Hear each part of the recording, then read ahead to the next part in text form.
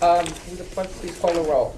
Freeholder Di Nicola. Here. Freeholder Felice. Present. Freeholder Gans is absent. Freeholder Sullivan. Here. Freeholder Tonelli. Here. Freeholder Zor. Here. Chairwoman Vaz. Here. Will you please all rise and that may we honor America by saying the Pledge of Allegiance.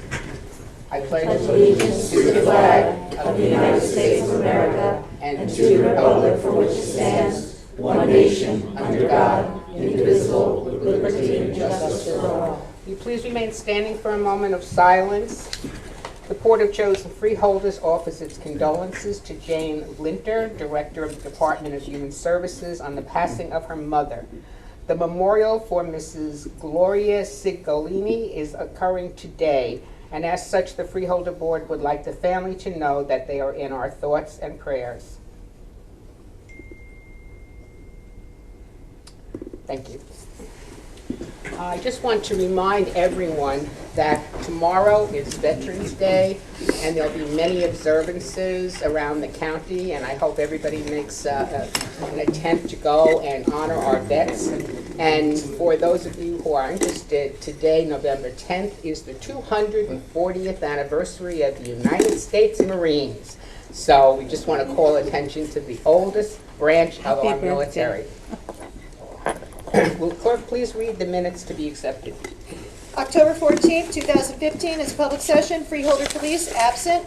October 28th, 2015 public session. All present. May I have a motion to accept the minutes? So moved. Second. All in favor? Aye. Voce, aye. And any nays? Okay. May I have a motion to open the meeting to the public? So moved. Second. Okay. All those in favor? Aye. Opposed? We will now have a hearing of the general public with a 3-minute time limit in effect. The board attorney will keep the time, and when the time of the speaker expires, the timekeeper will announce the time has expired. Please fill out one of these cards if you wish to speak with the general nature of what you'd like to speak about. And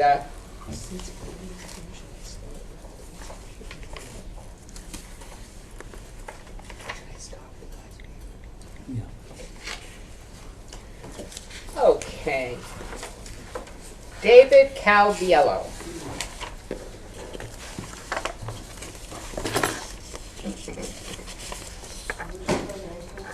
Sure. Good afternoon, good evening. David Calviello, spelled C-A-L-V-I-E-L-L-O. Great, thank you. Good evening, ladies and gentlemen. Good evening. Madam Chairwoman Voss, members of the Board of Chosen Freeholders, although not present, County Executive, Mr. Tedesco, and all those in attendance tonight. My name is Dave Calviello. I'm an assistant prosecutor, and for nearly 18 years I have served the Bergen County Prosecutor's Office in that capacity. I'm here tonight as president of the Assistant Prosecutors Association. With me tonight are members of my executive board and a number of assistant prosecutors who are seated behind me. Together we represent 55 assistant prosecutors who handle all the criminal cases here in Bergen County. It's unclear if and when an assistant prosecutor has ever spoken before this panel at a public hearing. There's only one reason for our presence here this evening, and it's to acknowledge, support, and express our appreciation for the dedicated public service that County Prosecutor John Molinelli has provided the people of Bergen County. Yesterday, Prosecutor Molinelli announced that he will soon return to private practice after serving 14 years as our county county prosecutor. News of his departure is, as you might expect, bittersweet for us, the assistant prosecutors who have benefited greatly under his leadership. Although the time will come when we will welcome his successor, today our thoughts are focused on the incredible debt of gratitude we owe Prosecutor Molinelli. Indeed, from the moment he was sworn in as the Bergen County prosecutor, Prosecutor Molinelli spearheaded a comprehensive overhaul of our office. He dramatically improved our physical infrastructure. He upgraded our technology to advance with the digital age, of course with this board's approval and consent. And he procured the necessary resources to improve our performance in the ever-changing world of criminal justice. At the same time, he's fostered a professional environment and at its core has emphasized the achievement of fair and just resolutions in every criminal matter. As assistant prosecutors, we have witnessed firsthand those sweeping improvements to our office. 3 minutes, Mr. Calvi. There is, You may have some coming. thank you. There is not a single employee, investigator, or frankly, a square foot of office space that has not been positively impacted by John Molinelli's stewardship and personal attention. Indeed, the people of Bergen County have been well served. Let me just say this about the critics of the county prosecutor, the ones who have been very vocal in their detraction. Opinions, of course, are everyone's prerogative, and often they are based on incomplete information. The work of the Bergen County Prosecutor's Office is the result of 275 dedicated assistant prosecutors, investigators, and staff together who go about the delicate task of enforcing the law and promoting safety. Missing from recent public criticism is the unquestionable fact, and the reason we're here tonight, that the Bergen County Prosecutor's Office has never been a better place to work. More importantly, has never been more committed to the basic principles of justice, where victims and defendants alike are treated fairly, with compassion and respect accordingly. On behalf of the assistant prosecutors who are privileged to serve this great community, we together extend our heartfelt gratitude to Prosecutor Molinelli for the leadership he has provided us, our office, and for the dedicated public service he has given to all the residents of Bergen County. Thank you very much for letting me speak.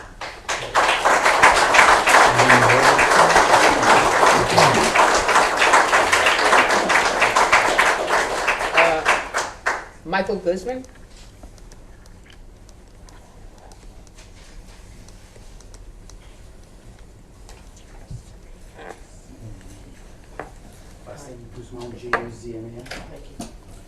Good evening, freeholders. I want to first say thank you for giving me this opportunity to speak on behalf of the PBA Local 221. I am currently the president for the Bergen County Prosecutor's Office, PBA 221, which encompasses over 110 detectives. With that, I want to make clear what has been going on in the papers of all of the negative stuff that has been said with regards to the office and the prosecutor. John Molinelli is not the BCPO. The BCPO is the men and women you see here that encompass the BCPO. John Molinelli is not the detectives, the investigators, the APs that run the cases. For that, my reason here is because all the negative publicity that came out of it, all this that has been going on here. And I want to set the record straight with regards to that. I have my executive board here, along with the Port Authority PBA president, along with the Sheriff's Department president, which we work cohesive with on a day-to-day basis. We have detectives that wake up in the middle of the night, leave their families and so forth, and get the job done that citizens of Bergen County deserve.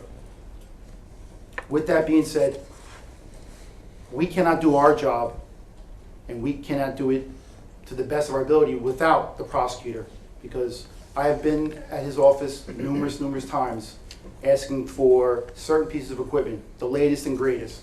And he'll be the first one to tell you that I always like to throw everything up against the wall and see what sticks. And I'm all about the latest and greatest too with gadgets. He has been a big proponent of that. He has with open arms, willing to sit down with us and communicate with us. Why do you need this? Why do you think we need that? And so forth. Is it going to benefit the whole? And 99% of the time, he's always been amicable of getting what we need to make our job easier. This office, since I've been here since 2006, coming from Hudson County, I went from the lowest to the highest with technology, as far as incorporating all types of forensics for this office, that state police comes to us, numerous prosecutor's office come to us. Most recently, they come to us to see how we get things done here. How come it's working here, and how can they get theirs working there? All the recent prosecutors that have been appointed by Governor Christie have been to our office, have been shown around with the forensic labs, the narcotics labs, everything that we can afford, they come here to see. And it's thanks to you too, because he ultimately has to go to you to get the approval. And thanks to you, again, the prosecutor's office is in the forefront. We are the agency that everybody comes to look at.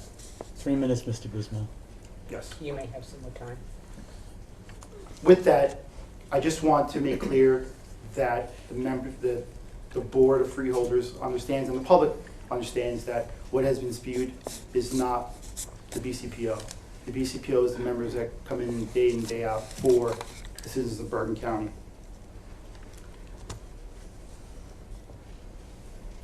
At this time, I'd like to say once again thank you and for the opportunity.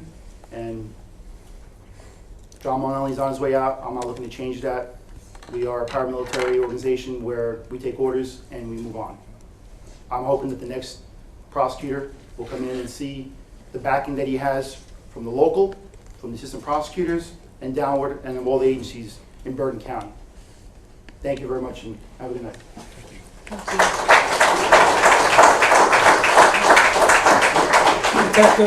Detective, I just want to say to the detective, thank you for you and your detective bureau. I know under John Molinelli's tutelage there, and he started that where for every Friday you all go into schools and talk about the heroin epidemic to young freshmen, and you talk about the issue, the problems with drugs. And to the prosecutor's office, to Mr. Molinelli, yourself, and the detectives, I want to say thank you for that. That was something that our prosecutor took a real lead in, and I'm very grateful. And he also took the lead in countywide Narcan for the heroin epidemics, which started in 2014, and to date is over 200 people who were saved. So thank you, your detective bureau, the prosecutor, and everyone that was involved in it. I want to say thank you for that. Thank you. Thank you. Chairman. Freeholder Tonelli.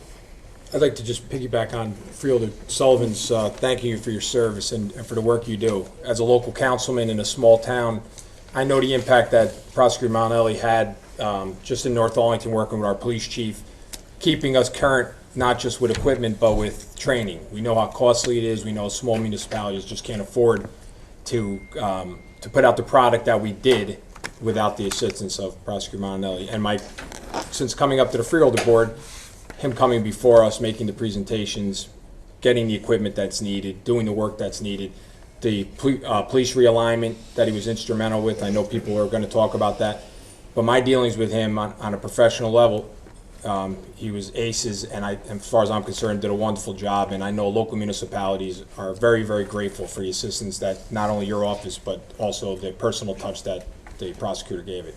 Thank you. Thank you. I on behalf of County Executive Jim Tedesco, who could not be here tonight, I just wanted to, on his behalf, I just wanted to thank the prosecutor for his help on an ongoing basis when it came to budgetary issues. And I'll give you an example. I mean, tonight we're doing a transfer of funds from typically in November you're permitted to transfer funds from one department, one agency to another within the family, so to speak. And Prosecutor Molinelli actually worked closely with our treasurer and with the county executive's office, and of the transfers He actually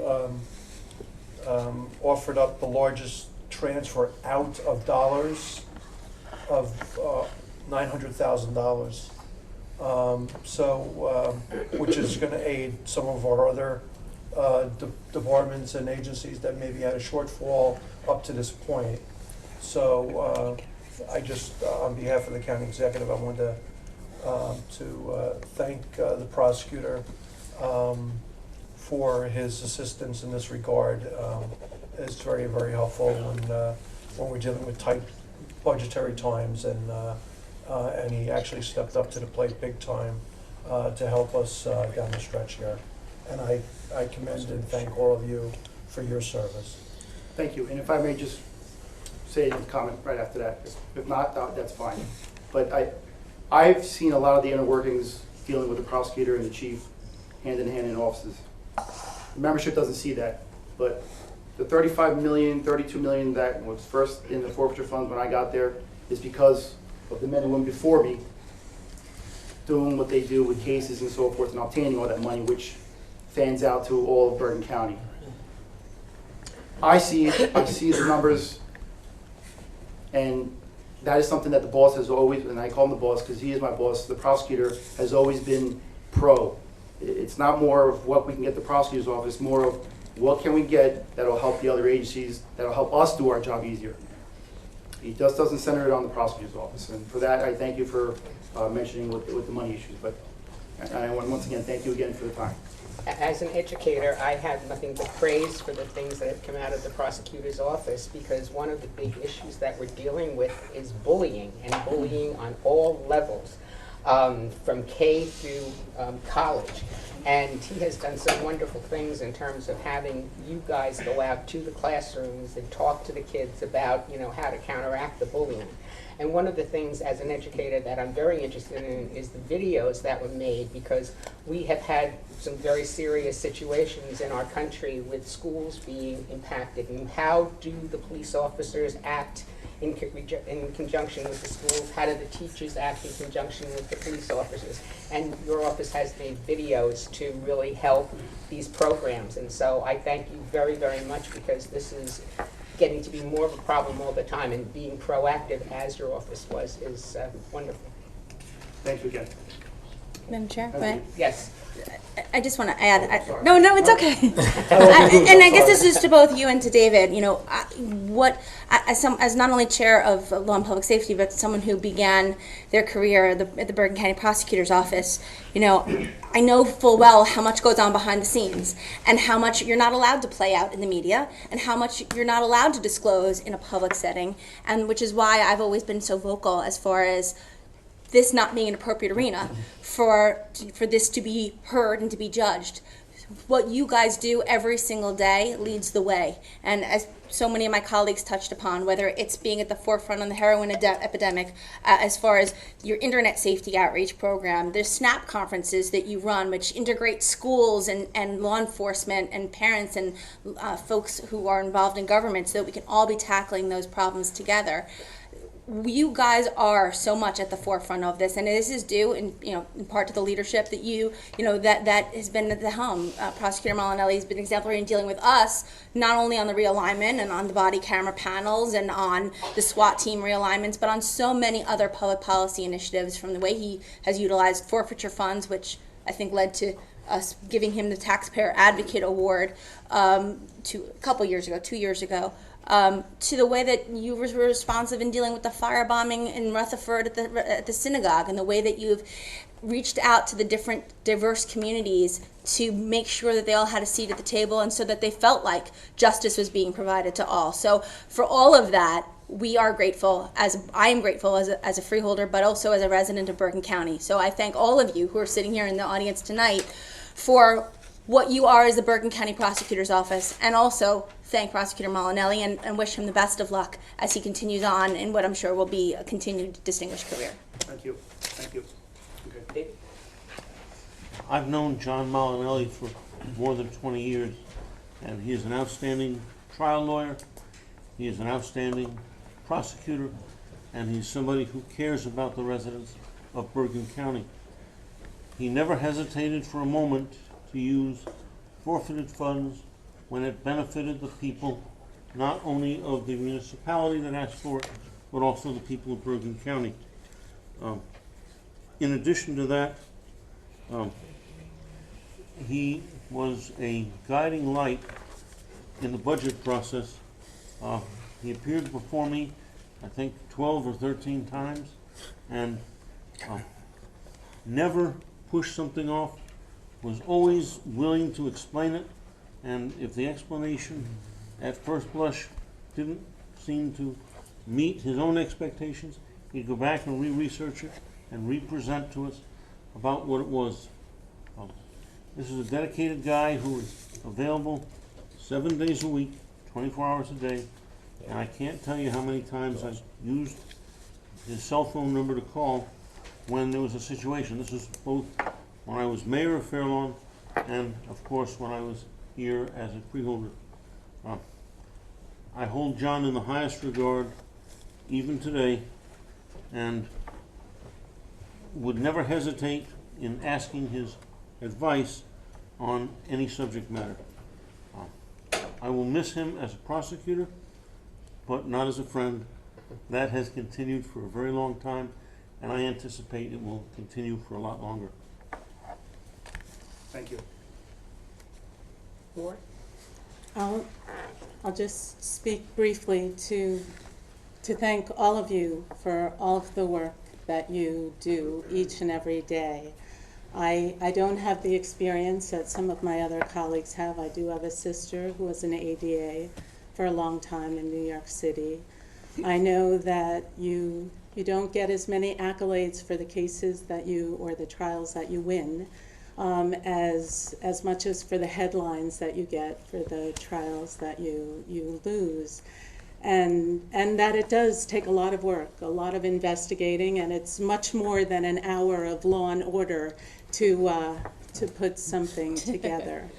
But you do a great job for Bergen County here, and I too have worked with the office for many years, since I was mayor and a councilwoman, and a lot of great things have come out of the prosecutor's office. But as was said, change is on the horizon, and I think it's very important that we all be committed to working together for a good future for Bergen County here. And your professionalism, as is reflected in the way you've come here this evening, is very important to that relationship. So thank you. Thank you. Thank you. Anyone else wish to speak? Well, Just one more thing. Don't forget us when the contract time comes around. Got that in. and we thank you all for your service and for coming this evening. Thank you. Chairman, may I just respond on the contract issue? No. I just want to say that in the 12 years that I've been on the board, John Molinelli negotiated fairly with the freeholders, with his unions, and with his men. And I have a lot of respect for that. And women. And women. Okay. Okay, moving right along. John Petzold.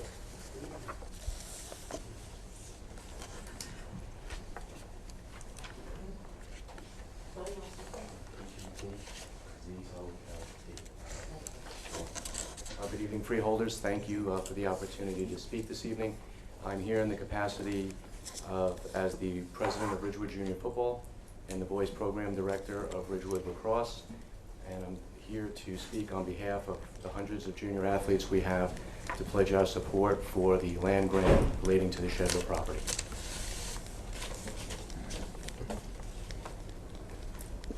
Thank you. Okay. Thank you. Across. John Horney.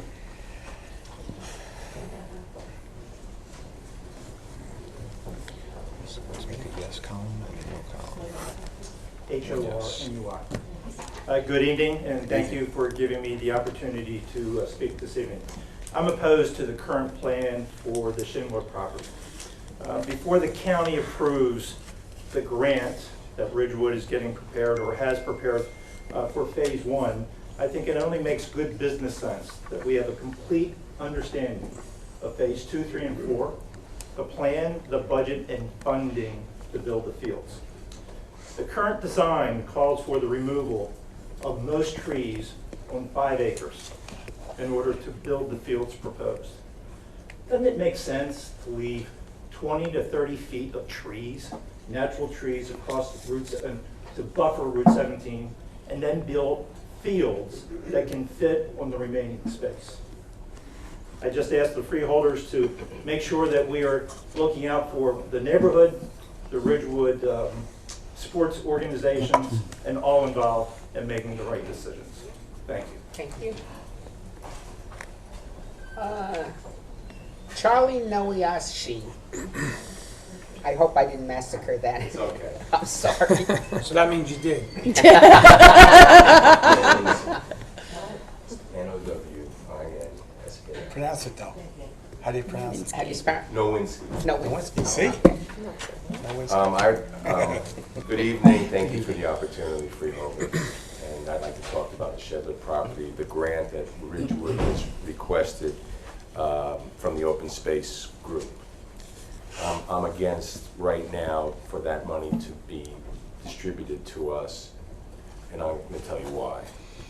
The Shedler property is a wooded forest that is located between Route 17 and the West Saddle River Road neighborhood.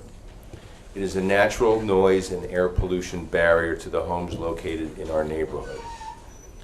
The plan is to clear cut 5 acres of forest out of 7 acres with inclusion of removing selected trees in the remaining 2 acres. The plan is to provide a berm 6 foot high with a single row of trees to provide sound and pollution attenuation. That won't work. We've spoken to acoustical engineers. It won't work. This will have a negative effect to our quality of life and will also damage our property values. The Ridgewood Park Department has developed this conceptual plan. There is no budget that has been developed. I've gone down and asked the superintendent for the budget, and she's informed me there is no budget. Our residents don't have any idea what this project will cost, but if you look at the plans, it'll cost at least $2 to $3 million. I'm in the construction business. The August 12th resolution that was passed was on a conceptual plan for a 90-foot baseball field, multi-purpose field, that was never reviewed by our neighborhood. We did not have a public hearing regarding the plan previous to the town council adopting the resolution or the application for the open space grant money. Finally, a public hearing was held on October 14th. There was an outcry from the neighborhood and from folks that don't live in our neighborhood. Read the minutes if you don't believe me. On October 28th, there was another town meeting. Public comments went from 8 p.m. to after 11. 90% of those comments were against the plan. Here are some of the direct quotes from the resolution 15257 that is part of the application. It states in 2008, when the town purchased the property, they wouldn't jump into doing improvements right away and would maintain the integrity of the neighborhood. Does cutting 5 acres out of 7 acres, a natural sound and air pollution barrier, sound like they're trying to maintain the integrity of our neighborhood? In numerous paragraphs, the resolution mentions passive space is necessary and desirable as a buffer for reasons of safety, noise, and aesthetics, both for the users and the surrounding neighborhood. Our children would be playing in that park, right next to us, right next to the highway. Can I just have one more minute? Yeah. I request you don't grant the town $75,000 until an acceptable plan is developed with a budget that can be administered properly. Thank you. Thank you. Tricia Infantino.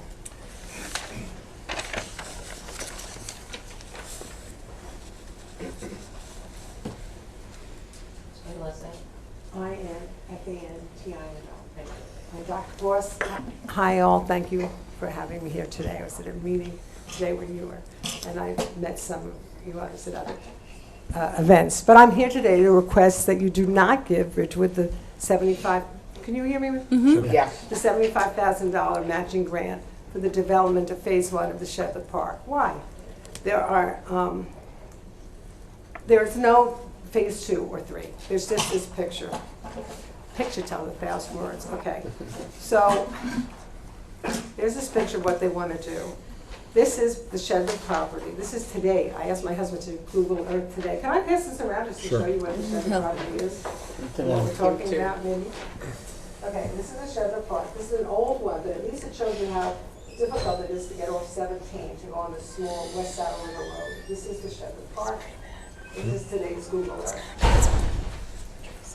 So there, as I said, there's no Phase 2 or 3. There's no money for the 2 or 3, and it's going to cost a lot of money. There is $150,000 that the Ridgewood Baseball Association has given Ridgewood, and so that's where they got some money. But it's going to cost a couple of $1 million to do this. The biggest problem we have here is that the pollution from the highway.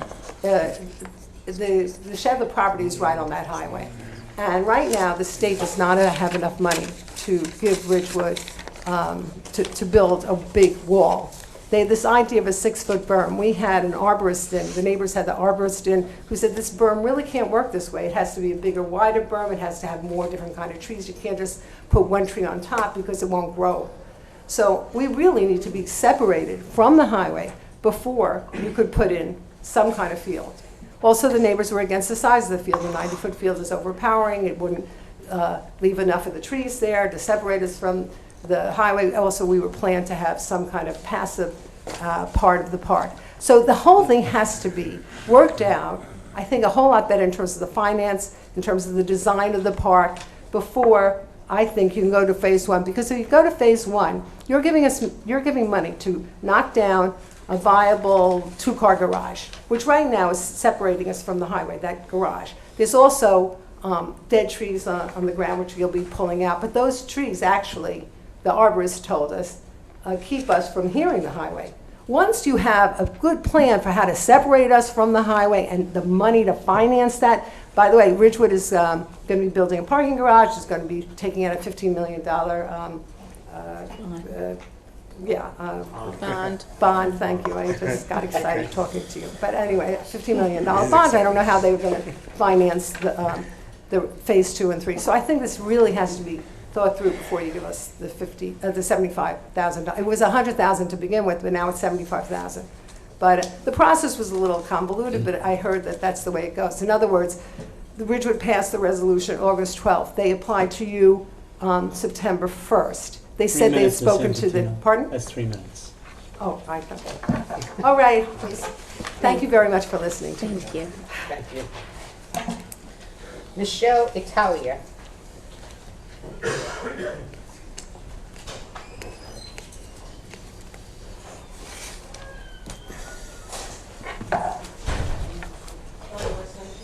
Yeah, Italia. Thank you for listening to me this evening. This again is in reference to the Shedler property.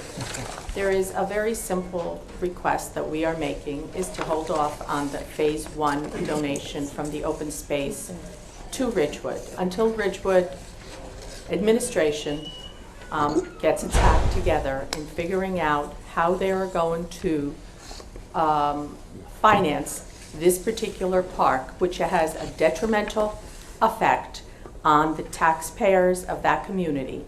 They will simply be exposed to Route 17.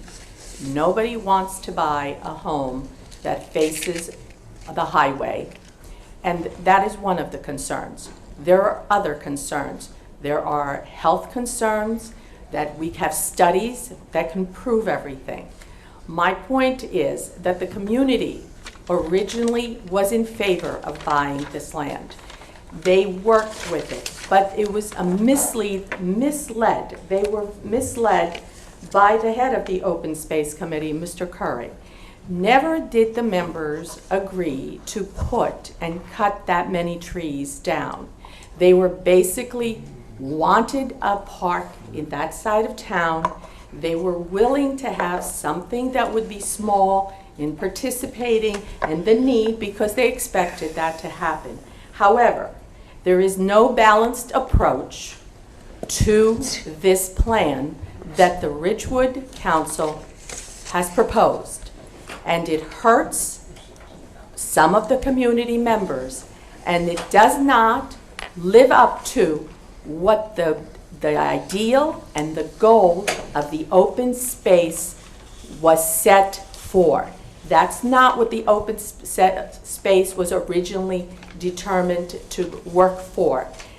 It was determined to protect. It is the last piece of land in Ridgewood that they could keep as open space. And when Mr. Curry approached the members, their feeling was, and that there was an understanding that there would be cooperation between the members of the community, of the town, and the council.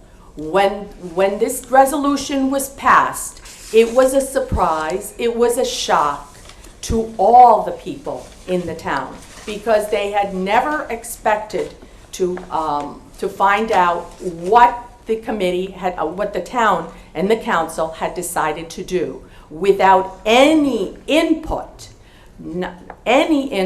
from the members in the community. There was input, but it was not from the citizens in the area that lived there that would automatically be affected.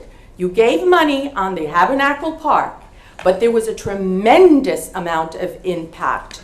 There were studies, outside studies that were done. In this field, in this park, none of that was done, and we were just told that this was going to be the plan. And I hope that before you continue, at least we know what direction they plan to go, that the council has in mind. Thank you. Thank you. Is it Paul Darka? Yes. I have copies of the neighborhood, block and lots, and see what we're talking about here. D-A-R-P-A. Good evening. Good evening. I am also opposed to the shutter plan at this time. My wife and I purchased in Ridgewood with our 3 children almost 8 years ago. We moved from Brooklyn, New York. We wanted northern New Jersey because my in-laws were out there and they were most active with our children. We house shopped on a budget, and so we viewed many houses in many different towns. My wife grew up in Englewood, so she had a better understanding of the towns out here. For me, Ridgewood had the same ring as any other town. We found a small 1-bathroom house that we could afford, and so we made an offer. No problem, we can fix it. We still argue today about actually who said that. We were ignorant, and 2 years of renovations before we could finally move in, but we are happy in Ridgewood. I think it took me another 2 years to admit to anyone I lived in Ridgewood. When asked, I would say Paramus. I'm a blue-collar exterminator, and it was easy for me to say at the end of the conversation than to have people assume I have money because I live in a town with such a name. Then I had a short conversation with a wise man that did not live in Ridgewood, but had a good understanding of the county. I said, I live in Ridgewood, but I'm not rich. He shot right back at me. Everyone in Ridgewood works for a living. I think for me that was an eye-opener. The press is fixated on airing news about the rats running around in town. Are the vermin in Ridgewood any different from the vermin anywhere else? It's interesting when it happens in Ridgewood, so it airs. It's a nice town and it has a very nice 4th of July parade, but we have our issues as well. The issue I'm here to talk about is the Shedler property and the removal of the trees from the parcel. That property is the only buffer between our neighborhood and Route 17. It is a unique piece of land, and so it holds value to our homes. Dewooding that land and our homes will certainly drop in value. The sound of 17, although exempt because it's a roadway, will now be delivered to our front doors. The newly introduced visual effects will chase buyers away. Our quality of lives will diminish by the elevated levels of sound channeled into our homes, our yards, and our lives. Councilwoman Hawk's public suggestion of a possible increase in value is simply insulting. She does not understand our neighborhood. There is no master plan for this project, no total estimated budget, no timeline, and no outside professional studies. Who plans a park of this magnitude in this environment under these circumstances and does not spend the money to have proper outside studies done first? I am sorry, but the village engineer walking the street with a generic decibel meter doesn't cut it for us. We have heard the Baseball Association say over and over at public meetings they will promise the field.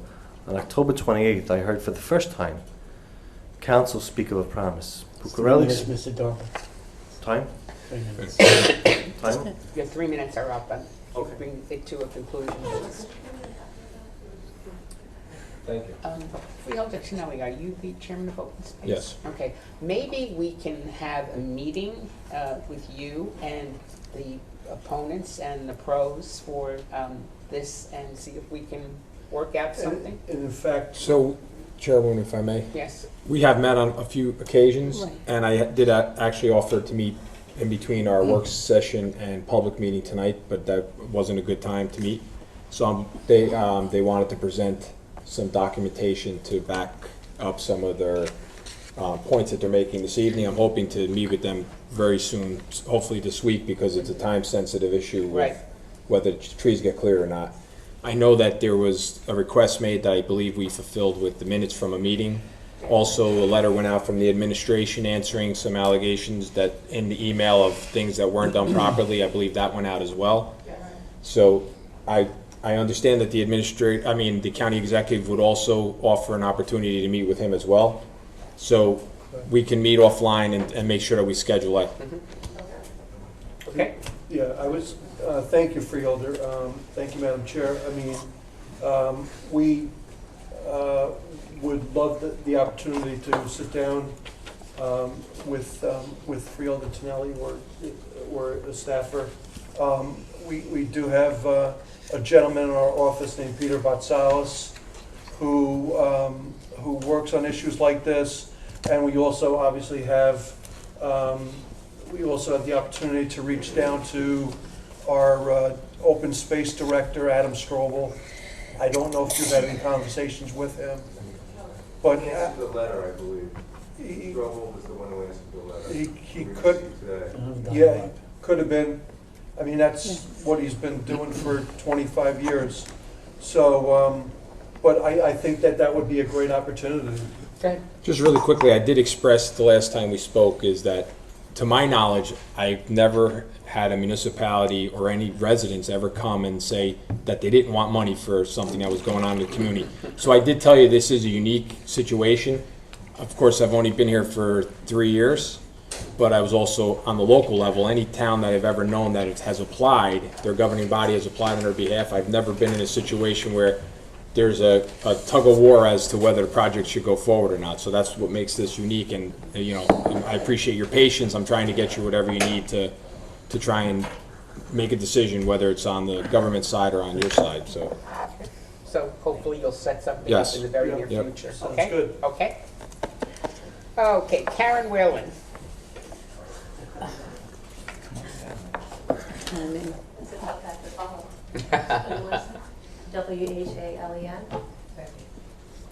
Hi, I'm here on the Shether Park property as well. I'm a 13-year resident of the Village of Ridgewood.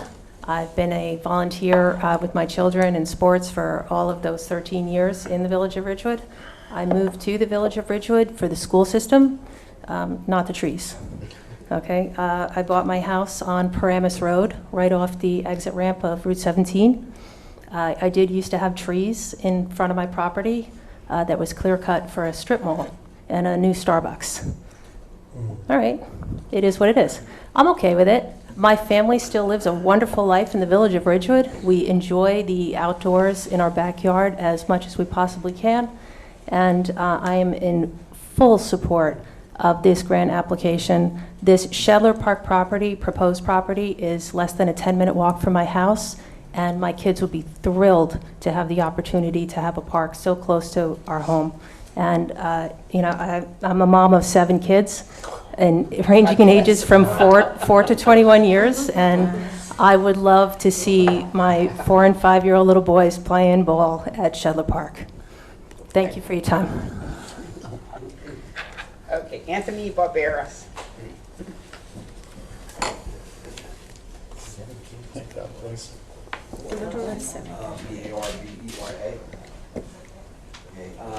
Hi, I'm just glad I wasn't the guy that went after the prosecutor and the detectives, because that would have been a hard act to follow. So. And speaking of, I don't get to do this publicly too often, so I would like to thank all the veterans, since tomorrow is Veterans Day, if there are any left here in the room. So, I live in Ridgewood. I'm a 25-year resident. I'm on the board of the Ridgewood Baseball Softball Association. I've been a coach for 14 years. And I have seen all the arguments. I've been to almost every single meeting since August, I believe, and spent hours there listening to all the different arguments. And I can tell you that the park, because it's a park, is going to be a wonderful addition to the town. It's going to be utilized by many more people than just the couple thousand student athletes that will be utilizing it over the next 10 years or so. And it's going to be a great park where you have passive and active activities. So I'm in full support of the grant application, and I'd really appreciate some of my money coming back to my town. Thanks a lot. Okay, Jim Albano.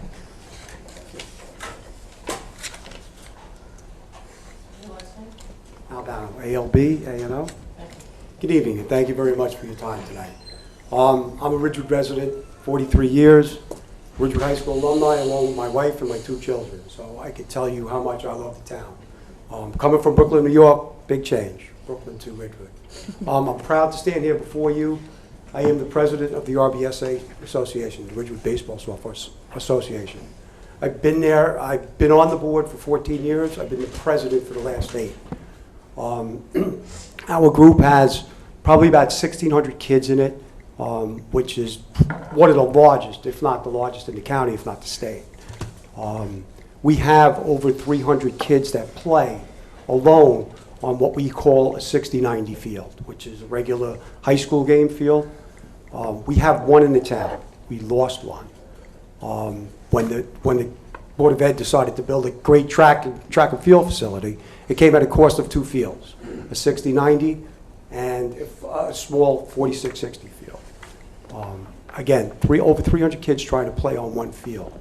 We have 2 smaller fields, which they call multi-purpose fields. Very small. You can play the 90-foot game, but it's not safe because it's not a real thing. It's a multi-purpose field. So right now, the town is in dire need for this field. Now, this property was purchased, and it was at the request of not only the people that live on that side of town, but the rest of the town, to keep it out of anybody buying it and then building what they want, like a strip mall that was just built across the highway. So it was a good thing that the town picked it up and bought it. And under that, the plan that was presented to the county, it was going to be a sports complex. It was going to have the field. It was going to have another softball field. And it was going to have this multi-purpose soccer field. And everybody was happy at the time because the town purchased the property. And the Mayor Fund at the time, I remember, I quoted minutes from him where he said, remember, this is going to get developed someday. Well, that day is here. And simply for the fact of the need. And it's simply a park with a field that's needed in the town. So I don't, there's issues out there that our town has. We have COA issues. We have downtown building issues. We have Valley Hospital issues. I mean, and I'm not minimizing this issue, but you know what? It's a park and a field that other towns have, or for highways, or for the parkway. I mean, the town would not do anything that would be unsafe for this. I applaud them. I'm all for the grant.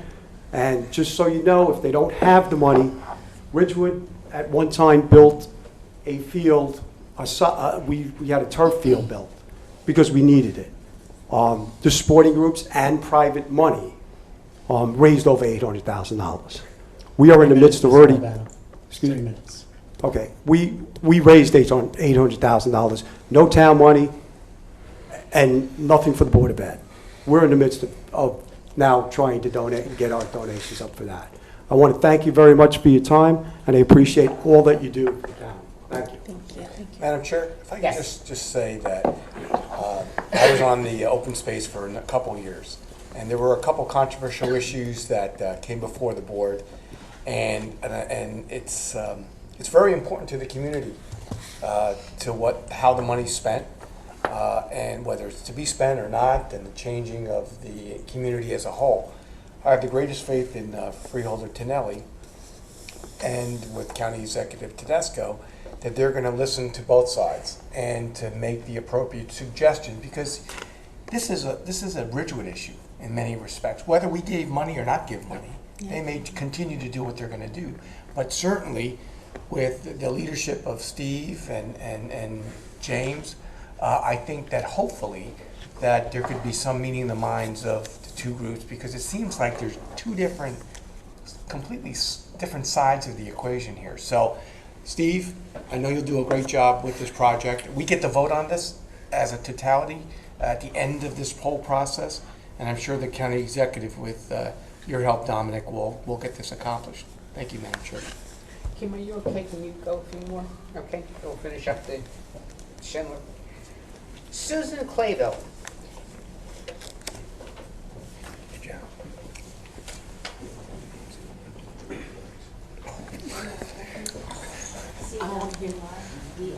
No, I wasn't in Freehold. Thanks for your time, first of all. I'm here about the Shedler property also. I'm a mom, 2 kids, and I live in a neighborhood that'll be impacted. I'd love to say, I'd love to walk up and watch my son play there, but I know what it's gonna do to the neighborhood. So I'll start with that. My family and I were never on a committee or heard about a committee or an association to plan this 90-foot field at Shedler. We object to the 90-foot field. There are other locations they can put this 90-foot field if they reconfigure some ball fields that currently exist. We don't want to clear cut the trees for this. We don't want to look at a 6-lane highway. We don't want to hear the 6-lane highway more or smell the exhaust from it. It's our primary residence, not just a place to play ball and then leave. Our neighborhood's committed to this. The people who want the field don't live in our neighborhood and they're not impacted by it. They'll play the game and then go home. We were told that there were diseased trees on the property and that's why they wanted to start clear cutting. So we paid to have an arborist come in, and he evaluated it and said there was no obvious evidence of diseased trees, which caused us a little concern.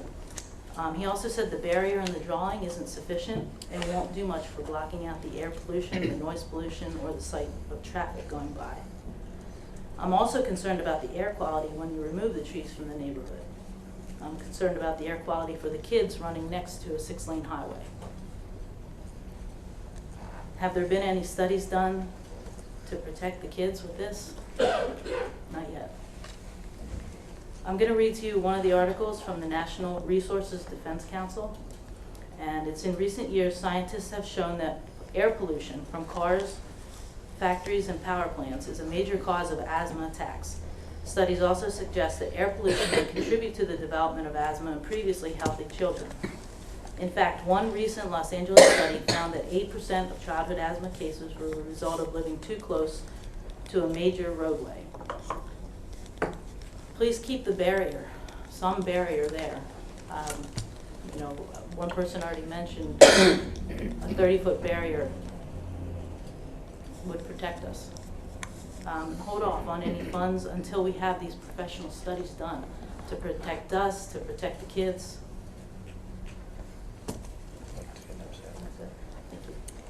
Thank you. Thank you. And last but not least, Don Delzio. Hello, Don Delzio, D-E-L-Z-I-O, Ridgewood resident. Can I ask for a clarification of your statement? And this is not a loaded question, it's a question. I get a lot of the loaded purvey of the body tonight is not Shedler Park, it's the grant. before this county regarding Schindler Park. Is that correct?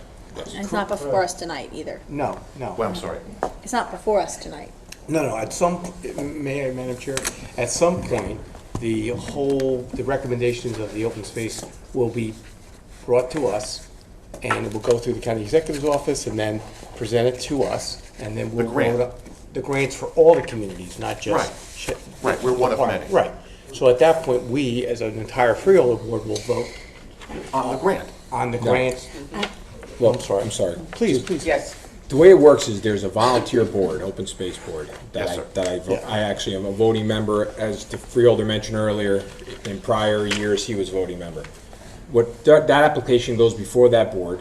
It's reviewed. That volunteer board makes a recommendation on not just that project, but all the projects and applications that they get throughout the county. Yes. And there's a pot of money that's been collected for each region. Yes. And it's divided according to their recommendation.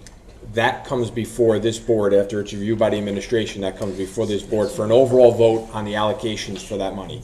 That has not taken place. We don't say yes or no on the grant. That comes as a recommendation from the open space. Understood. Okay? All right. So we're not here to talk about Schindler Park and the merits and traffic studies or any of that stuff. We're here talking about the grant. That's Right. the purvey of the body tonight. Right. I'm just trying to understand it. And Yeah. it's, Oh, no, it's, no, no, no, it's no. a question of ignorance. I've never been here before. Right.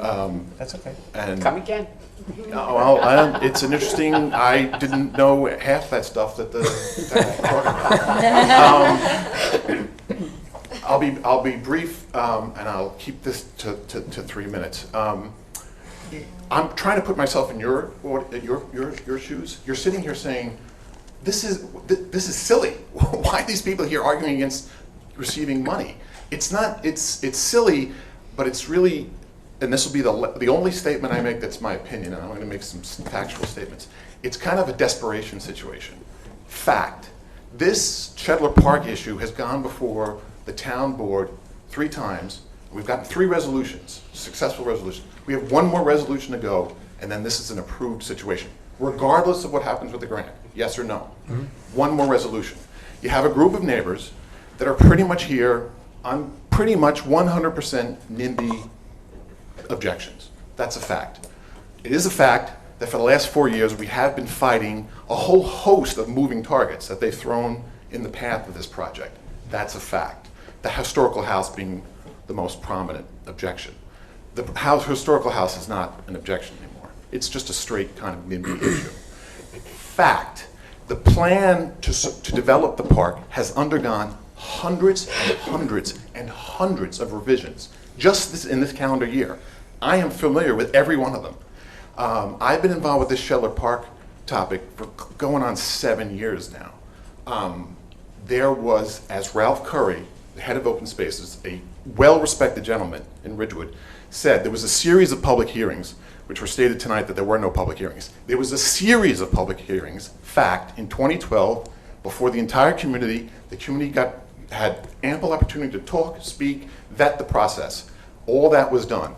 There was extensive studies across a wide range of technical issues. There were statements here tonight that there were no studies done.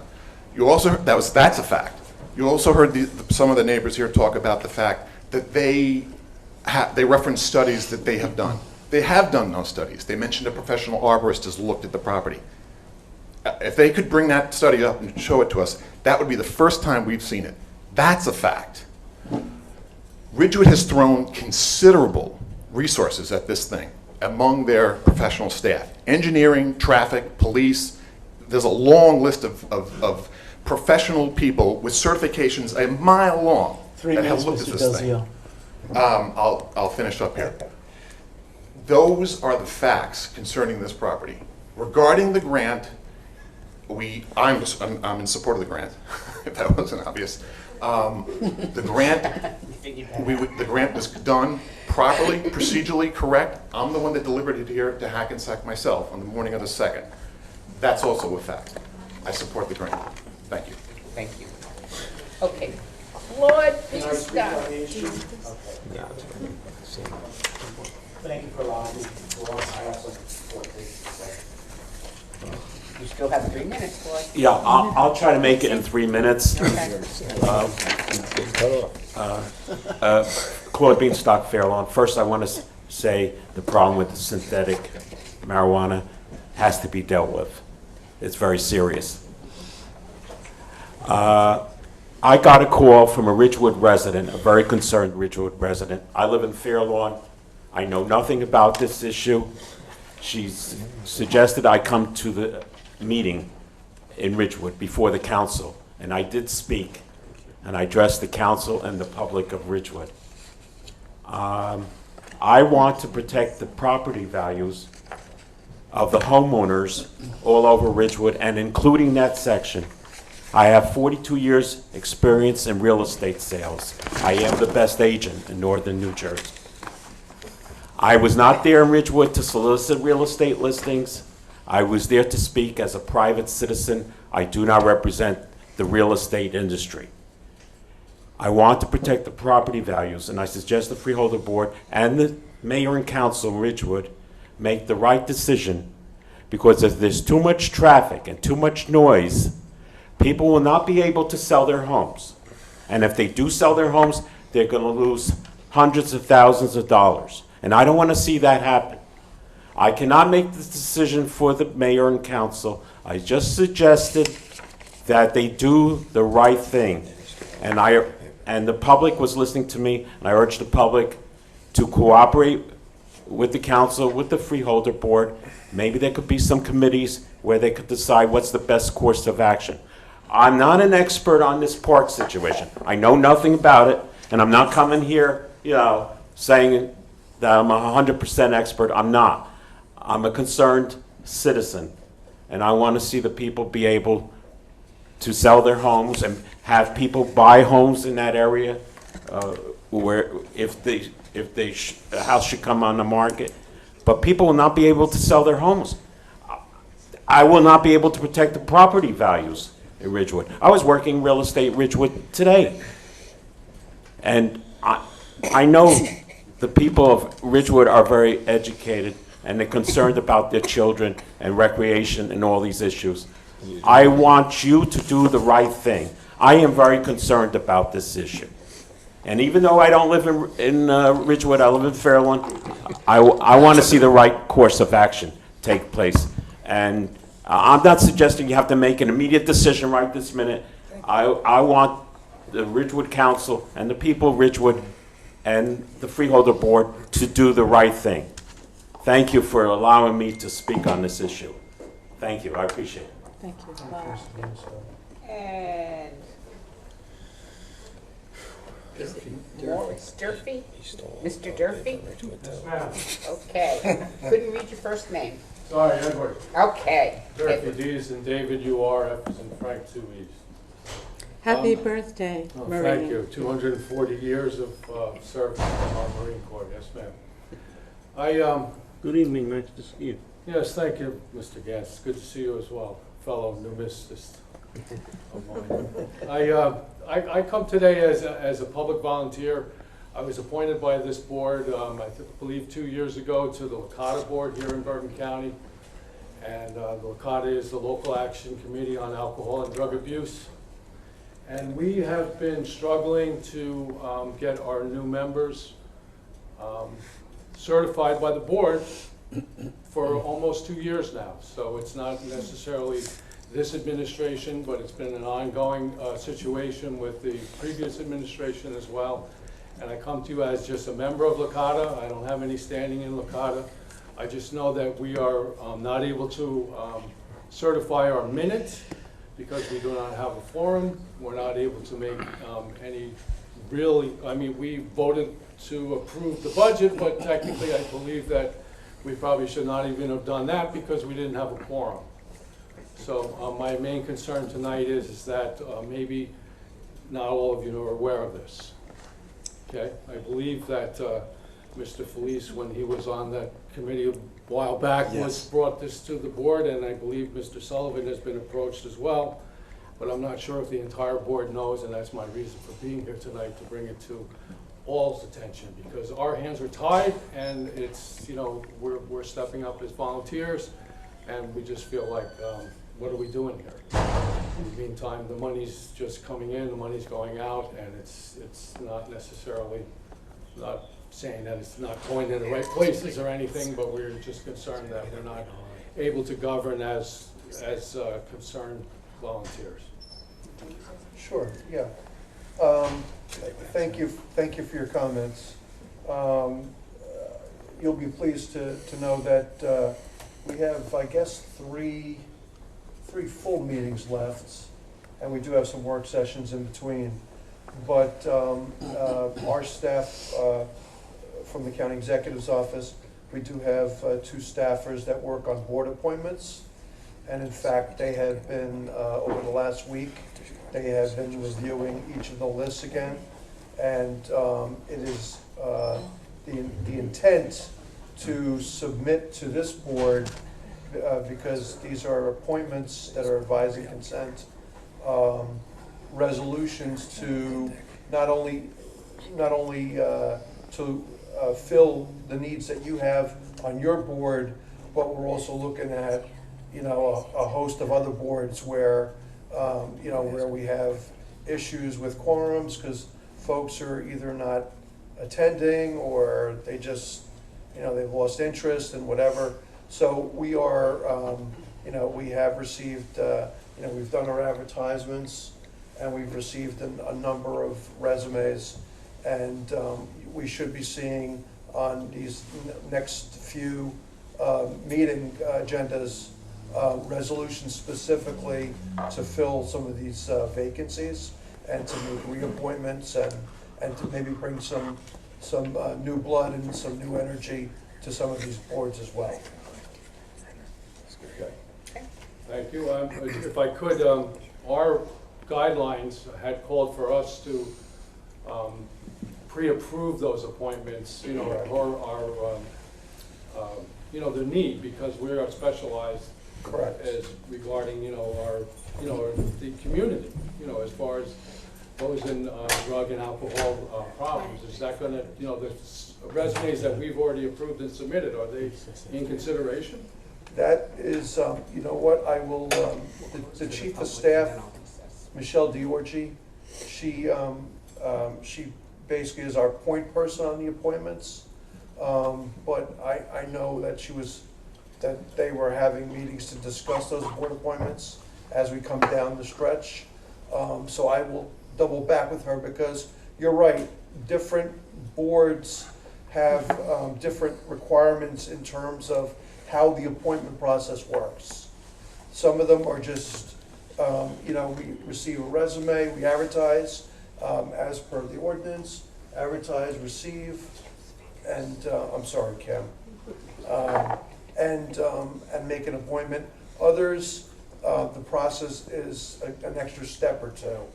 So, but I will double back with Michelle and see where we are with this particular committee in the course of their review of the global issue of the board appointments that need to be filled. Okay, so I presume that's the 25th then, since the 18th is canceled? 24th. The 24th, it's a Tuesday. The Tuesday the 24th is the next Tuesday the full meeting 24th? Yeah, right, of the because of the board. Thanksgiving. And then there are Right. two meetings in December as well. All right, only because we've been waiting, and, you know, I just, you know, I appreciate your time. Thank you so much. If I just could make one. 3 minutes, Chairman. No, one point of order on something that I'm looking at here tonight. Our American flag is not displayed prominently. It is on the right side of the podium, but it's supposed to be the highest. You know. Thank you.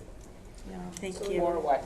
I just really quickly, I wanted to say maybe we could get these appointments on for the 24th. This is one of the boards with unique qualifications, Yes. life experiences. Yes. And I know that all of the applications went through the board already, so Yes. it's just a matter really of administrative paperwork. Absolutely. Right. Yeah, I just wanted to tell you that I did forward that along when I had a meeting with the two people from your board. It was forwarded to Michelle, so it wasn't like we didn't do anything. You know, it is being looked at. I appreciate it. All right? Thank you. Motion to close the meeting to the public? So moved. Second. All in favor? Aye. All right, we're going to have a motion for a 5-minute recess. So moved. Second. Second, all in favor? Aye. Opposed? Oh, it's upside down. Oh my gosh, okay. Just a second. Okay.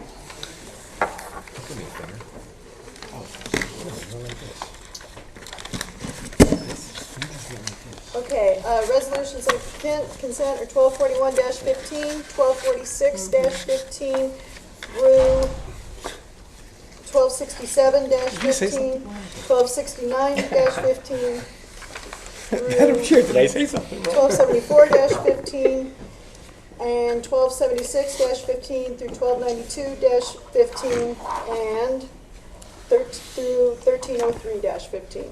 Have a motion to accept. Move the consent agenda. Second. Roll call, please. Just a minute. Freeholder Di Nicola? Yes. Freeholder Felice? Yes. Freeholder Gans? Aye. Freeholder Sullivan? Yes. Freeholder Tonelli? Yes. Freeholder Zur? Yes. Chairwoman Voss? Yes. Are there any resolutions of non-consent hold or tabled? If so, will the clerk read them?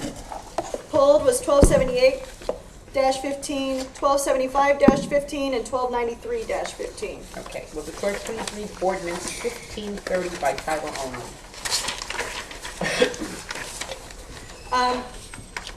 15-30 is a bond ordinance providing for various capital improvements by the County of Bergen, appropriating the aggregate amount of the $4,686,000, therefore, and authorizing the issuance of $4,559,000 bonds or notes of the county to finance part of the cost thereof. Is there any board discussion or comment on 15-30?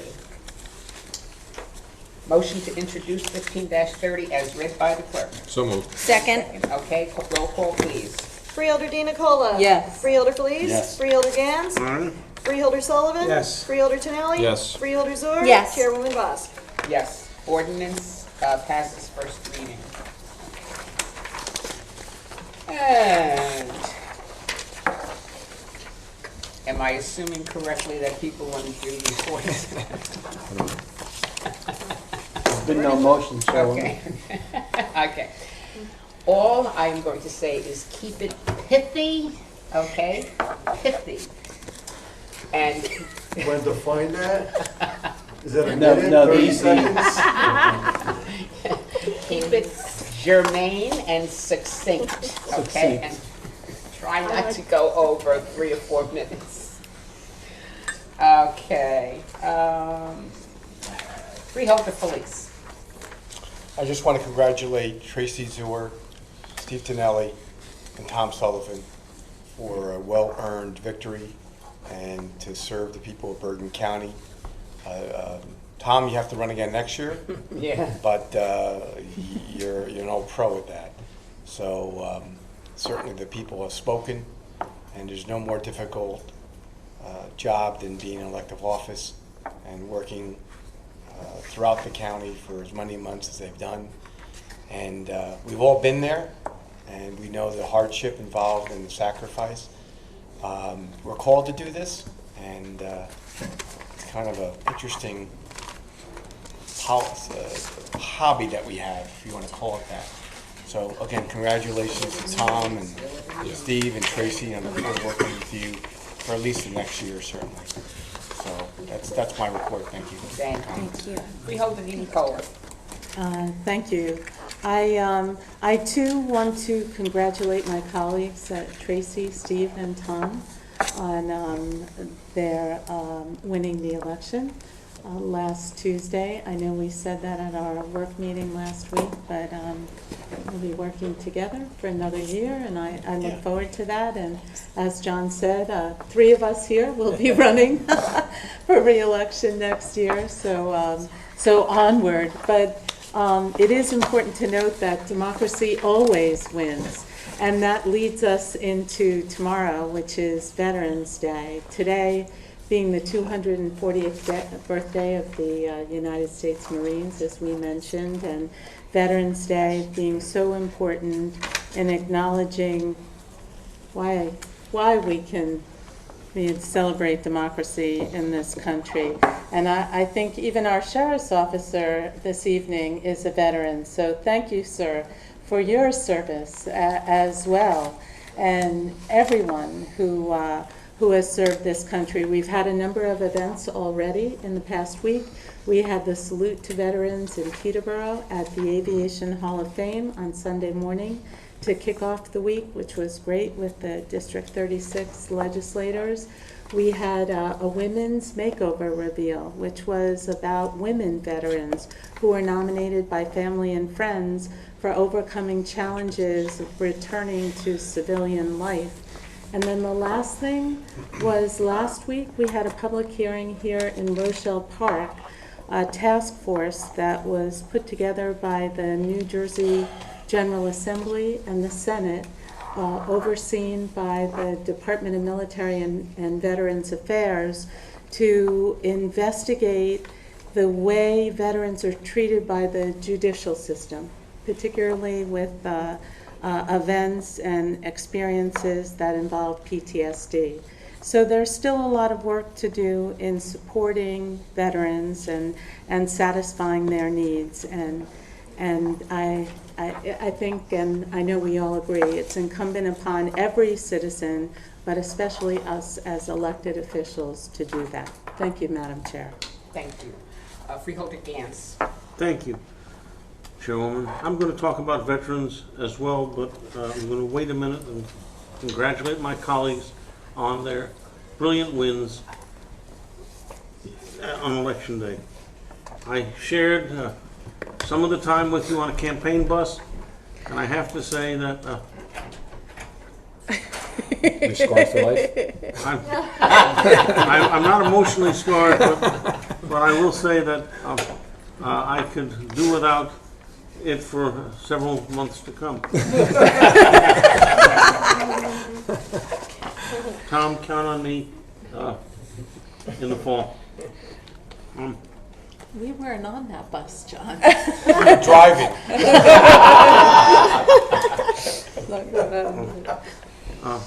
Earlier today, I got up at 4:30 this morning to make sure that I was able to take the train into the city.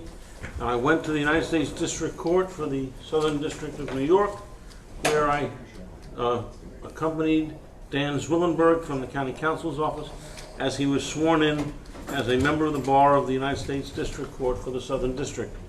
Now this is important for a couple of reasons to the people of Bergen County, because we now have somebody in the County Counsel's Office who is admitted in New York in federal court.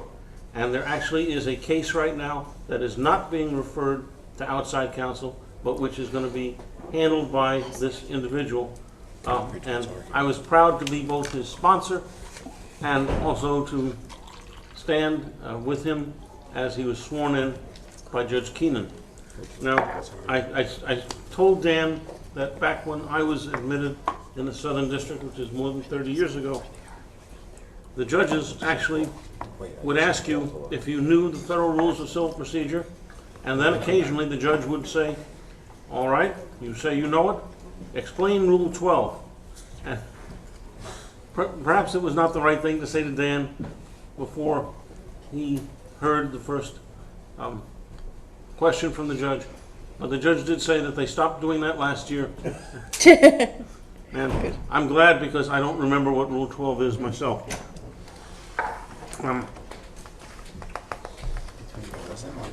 You know, I do want to comment on the election on one other factor, and that is that just 27% of the population turned out to vote.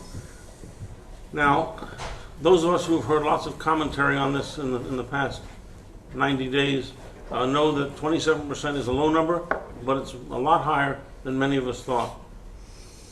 I think the people were motivated, and I think that I congratulate those who participated in the election from actually from all parties, because there were more than two that ran this particular year. Veterans. Tomorrow is Veterans Day, which will always be memorable to me, in part because both my dad and my son served, and because it's of the long history that my family has with the military. Those of you who know my son's tale know that there's a sadness to it. As a veteran, he committed suicide, in large measure because of the failure of the Army to address the needs of veterans. There are 22 veterans who commit suicide every single day. That's 9,000 people a year, men and women, from all ranks of society. The government needs to get behind something to figure out what is causing this. It's not real hard to guess. It's PTSD for the most part. But they need to address the issues of vets who don't want their jackets marked that they have this issue, because it precludes them from further service and precludes them from, if they're staying in the service before they become veterans in the first place, from getting the advancement in rank and that they need. I do want to say that I took the opportunity while on the campaign bus to talk to a number of people about the Bergen Wellness Program. And I did this at some of the stops where I was permitted to speak. And I wasn't doing this politically.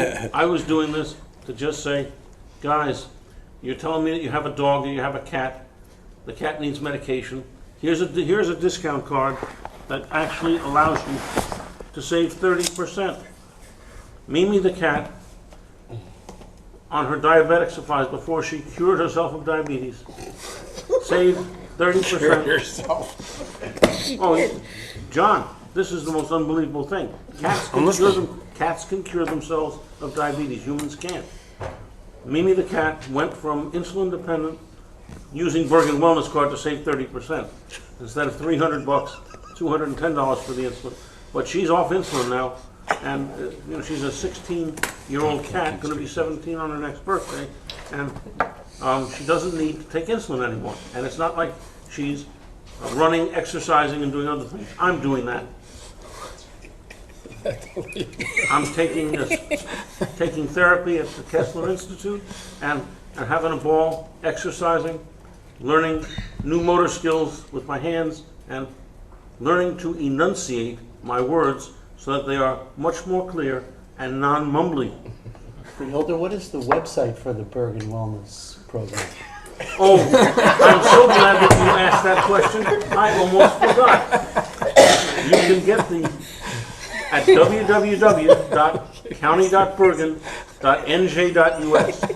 The card is absolutely free, and you can get for your cat tuna-flavored amoxicillin, which can be compounded at Glenrock Pharmacy, among others.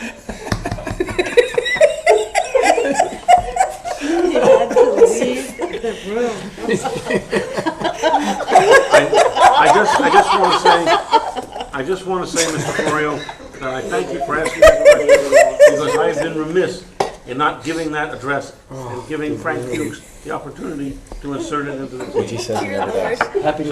So, as we now slide on towards the League of Municipalities meeting and Thanksgiving, happy holidays to all. Bring Mimi. Thank you. Okay, I'm going to let our three successful freeholders have the last word, but I just want to mention a couple of things before I turn the floor over to them. Yesterday, we had a ribbon cutting at the Bergen County Special Services School. It was absolutely one of the highlights of my time as a freeholder to see this wonderful school come in under budget, on time, and it's just going to be a godsend to all of the children and their parents who have special needs. And I intend to, be very much involved in that school, because it is going to be one, I think, a role model for many of the schools that will be built in the state and hopefully in the country. I just wanted to mention that tomorrow is Veterans Day, and we're all going to be going to many events to commemorate our veterans who are very underserved. I'm going to be participating in one at the 3rd annual Field of Heroes at Fort Lee High School. It's going to be quite an elaborate program. And at the present moment, over 6,000 American flags are displayed on the lawn outside of Fort Lee High School. And I think it's very important that people attend these because our veterans are not, as Freeholder Gantz said, our veterans are not getting the services that they need. I received, and I'm going to be using this tomorrow, a booklet that was written by 3 6th graders in Cliffside Park, school number 3, I believe. It's called Daddy's Heart, My Heart, the Purple Heart. It takes about maybe 20 minutes to read this. It was a story written by kids who are only 11 and 12 years old. And it's about a family dealing with their dad's post-traumatic stress syndrome. And I think that everybody should read this because of the fact that a lot of people don't realize that post-traumatic stress syndrome is as big a wound as a physical wound, as losing an arm or a leg. And the reason that it's called Daddy's Heart, My Heart, the Purple Heart is because the girls felt that what their father was going through, and at the end of the story, one of the soldiers who had won a Purple Heart goes over and pins the Purple Heart on their dad because he will be living with the post-traumatic stress syndrome for a very long time. And I think it gives people a very good understanding of what our men and women go through when they return, especially from the wars that we're engaged in right now. So please go out, and my family's very military. They've been fighting for this country since the Civil War. So I think that we don't do enough for our veterans, and we really should. And I just want to thank, and she's gone home already, Nikami Warren, who was one of the students from the Bergen Technical School, because those students are doing a great job televising, or helping to televise our meetings and bringing the word out to the public about what's going on in Bergen County. And now I will turn it over to Freeholder Tinelli. Thank you, Chairwoman. Well, first, I would just like to thank Tracy and Tom. I couldn't have two better people to have worked the whole campaign trail with. I can't tell you how happy I am that we were successful, obviously. I want to thank the people of Bergen County for having the confidence in the three of us to return us back to office January 1st. I look forward to serving another term. I kicked off my week on Sunday at Our Lady of Mount Carmel, where they had the Veterans Alliance Mass to honor our veterans. I believe that we should be thanking our veterans every single day, not just on the 11th, but so please get out there and thank the veterans for their service. I also, on Saturday, I was able to attend a Meadowlands Football League's, the beginning of their playoff tournament. North Arlington suffered a loss of a 40-year-old coach back in July, and what an honor. They now will be naming that tournament after him. It'll be the Dan Gilmore Memorial Tournament. So I had the honor of sharing the field with the family as they presented the plaque.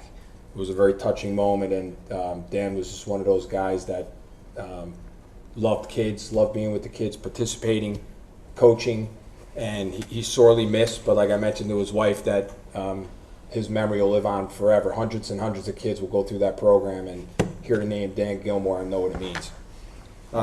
As many of you know, I did cheat once already and shave, but I didn't lose my razor.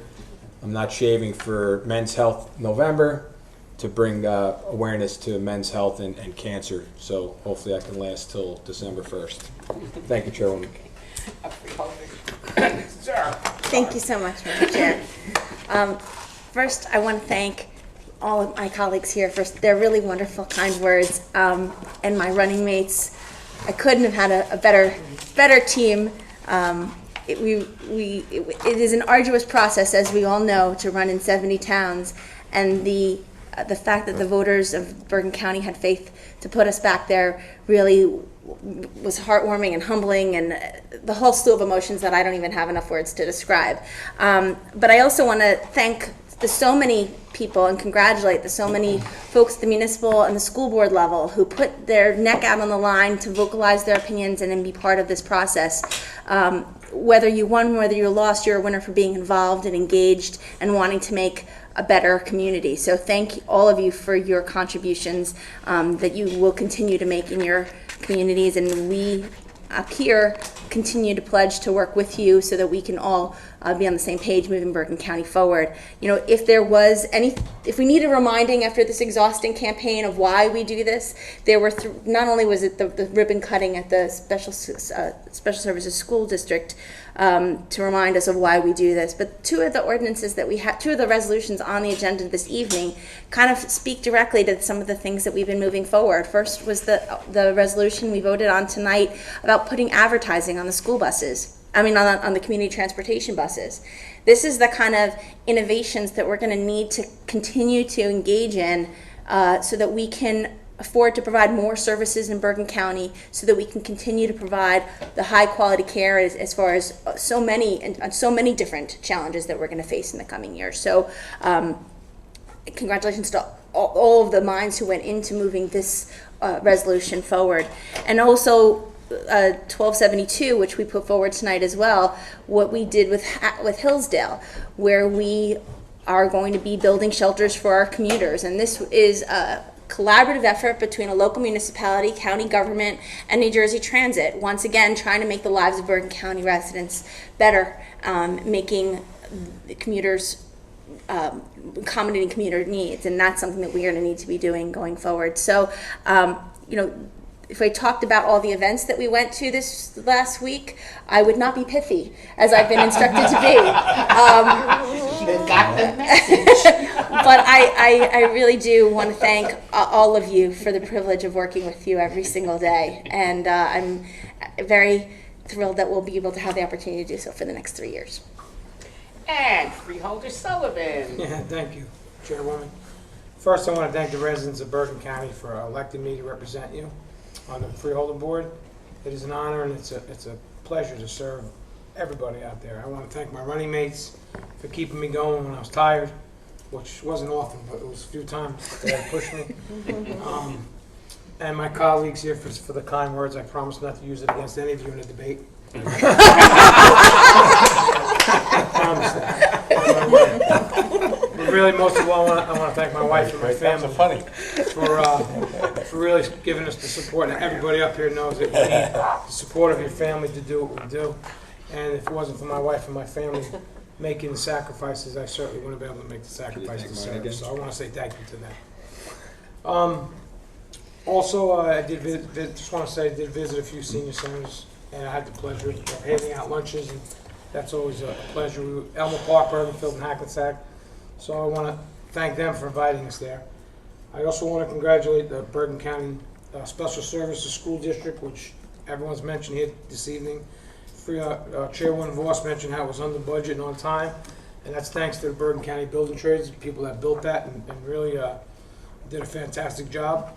But it's also going to make life easy for the families to make it, to utilize the services by centralizing all these programs in a brand new state-of-the-art facility, which is just wonderful and long overdue. And of course, last but not least, I want to speak about Veterans Day. I did hear Freeholder Dina Cola say Navy was better than the Marines, but I don't want to get an argument over that. But to everybody, little partial, but I didn't say it out loud. Tomorrow is Veterans Day, and I happen to have two brothers and a father that were veterans, and I want to thank all of them for their sacrifice and their service. Because Freeholder Gans brought up how 27% of the people voted, and we thought it was going to be 22, so we were happy. And I just want to remind people that people like the veterans gave their lives for us to have these freedoms, and I consider it our duty to get out there and vote. And 27% of the people got out there and voted, but I would like to see in the future just to remember that there's more than just one presidential election every 4 years. And I'm not chastising anyone, and maybe people don't quite understand how important this process is and how many people gave their lives to defend it. So thank you to the veterans tomorrow, and that concludes my report. Thank you. Okay. Madam Chair, if I could just mention one more thing, that we congratulate our clerk, Lisa Schenkelbohr, for her re-election to the Regional High School Board of Education. Very good. Well, I second that. Job well done, everyone. And may I have a motion to adjourn? So moved. Do I have a second? Second. All those in favor? Aye. Are adjourned.